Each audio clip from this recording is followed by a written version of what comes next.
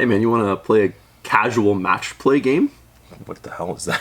Well, it's basically all the same things that you love about match play, except that there's an air of nonchalance to it. So we're just playing a game of Matched. That's right. Oh. Okay.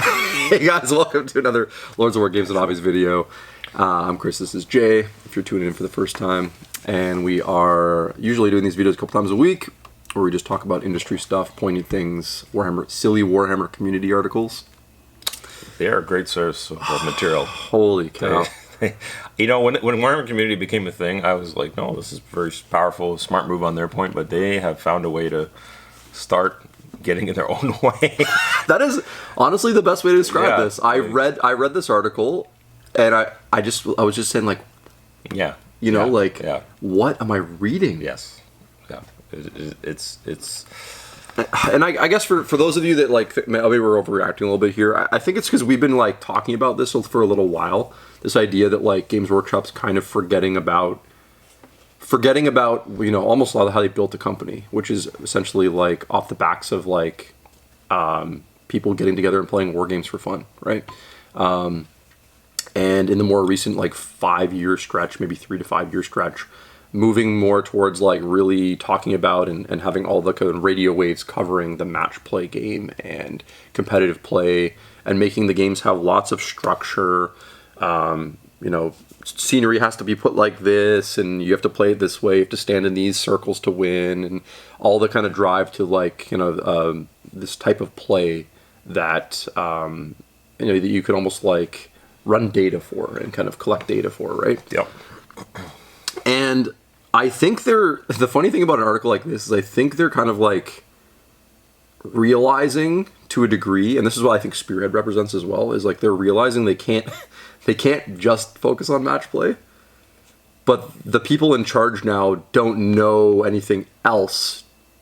They don't know how to, like, start steering away from that. And I think this article kind of reflects that.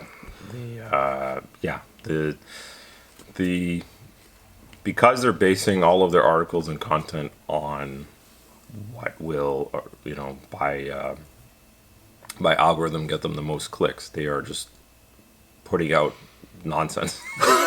like the concept, this whole idea that you need, as Chris is trying to, like, he's been saying, that you need to, like, create an article that tries to explain a match play that isn't match play that is match play. It's such a way out. Why is this even a thing? You know. So if you haven't read it, it went up today. I didn't even read all of it because it was just, I wanted to throw up when I read the thing, because it was just so silly. And basically, they're trying to take the edge off. They're trying to be like, no, look, match play is just a version of the game that you can play. It's just as fun and what do you want to call it? I don't know, risk-free as any game mode might be. Mm-hmm. And they try and say things like, you know, so they center it around this thing. So when AOS 4 has come out, they've basically taken models like the recently deceased Stormcast Sacrosanct Chamber, and said, and they put, when you look at it in the app, it has a little brass or gold little banner that says Legends, so it's to delineate that this is going. They're not dead; they're dying. That they're dying. Yeah, they're in palliative care. They're at the old folks' home or whatever. Yeah.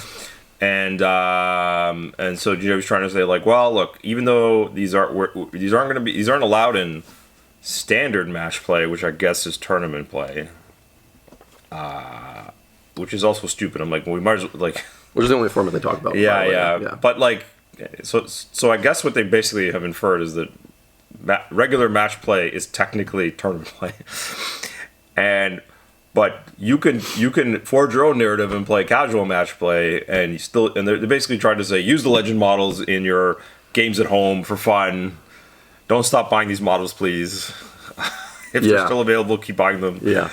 Just because they're going away, you should still enjoy them. It's a really stupid way of saying that. They could have said that without using the word casual match play at all. They could have just said, you know, it's a really sad letter to someone. You know, it's a desperate plea to not do the thing that they're telling you to do every day. And even though the fact that, like, I needed, like, a soliloquy to, like, explain nothing, because that's how convoluted and dumb this idea is, that, like, it's not simple at all. They could have just said, you know what they could have done? They could have just had a thing that said, here's a link to like, I don't know, the 50 models that are going away that we still have in stock. Yeah. You know, get them before they're gone. And here's like maybe some fun scenarios to use them in or something. Yeah. But instead they tried to like write a weird, you know, invent a game mode that doesn't need inventing. Call me insane. Call me old-fashioned here, okay?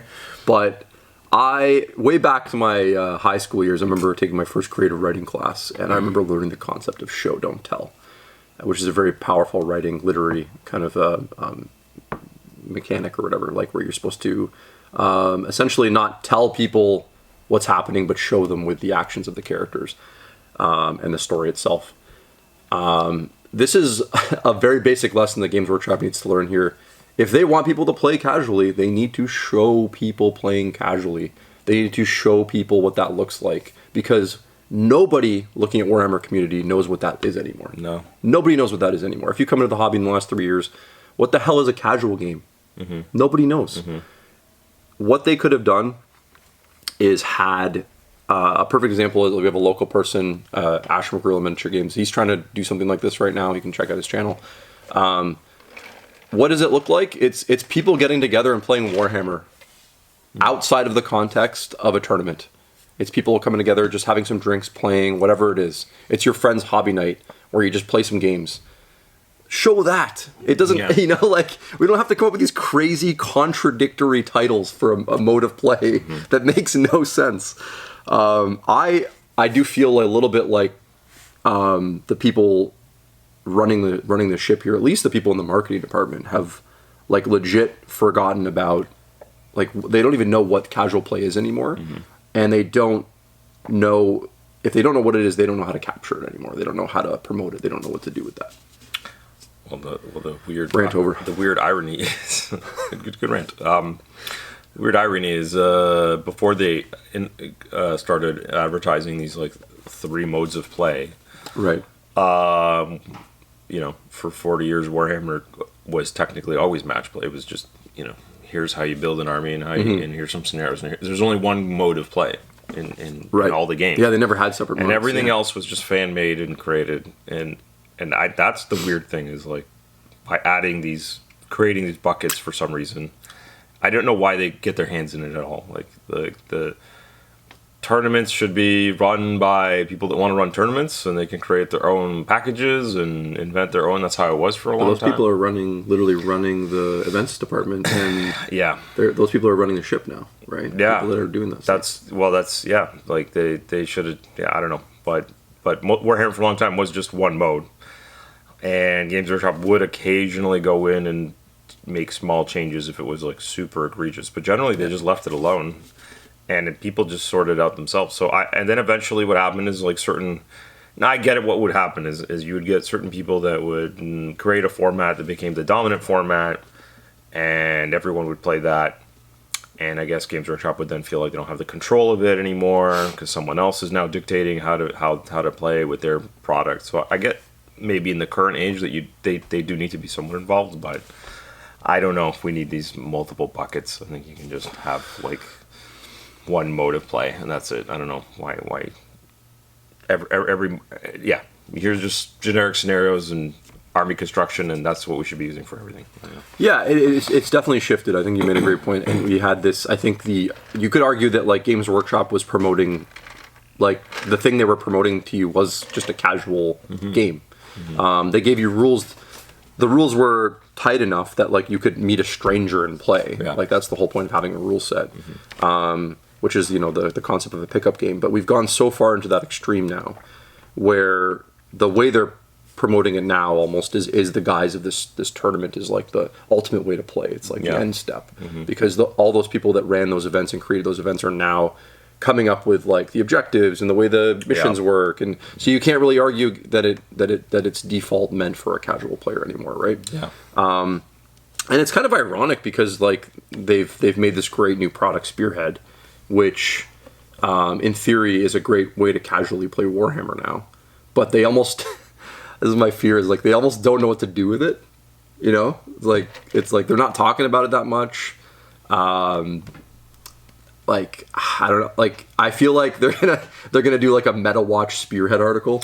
I mean, I can't wait for that because You know? it's already set. There's no, they're all out at the same time. No, but we got to see all the stat breakdowns of which factions are winning the most, and that would be a bad idea. And then people would stop buying certain boxes. the most cynical hat I can put on would say that like Spearhead's the best way to play a tournament because it's you know, as a TO you could just have a couple bins full of these boards and card packs, and you could easily set up like at a Legion Hall or in a store with the card tables and stuff and play Spearhead. You could play 4 rounds in an afternoon. That's how fast. But maybe it doesn't have to be a tournament. No, it doesn't. Maybe it could just be like a club night or a... It is telling that the week after, I guess we're in the week after Skaven Tide release, they don't, you know, you'd think they'd be showing, hey, we ran a crazy huge Spearhead event at Warhammer World and look at all the fun everyone was having, and like none of that. No, we got to talk about casual match play. Casual. You almost have to whisper under your breath. It's so disgusting. Casual match play. Casual match play. Oh my gosh. Well, I don't know. What do you guys think? Is this even something that matters to you at all? How are you absorbing this recent content? Do you think it's a silly idea? Do you think Games Workshop has the right mentality with Warhammer community and the direction these articles are going? What do you guys even think casual play is anymore? And how do you define it? I'd love to hear about it in the comments below. And if you like these kind of videos, we really do appreciate you liking and subscribing. Helps us out a lot as we're growing the channel. And you can check out our Patreon at patreon.com/lordsofwargames and hobbies. We appreciate you watching. Until next time. Thanks. Take care. Bye.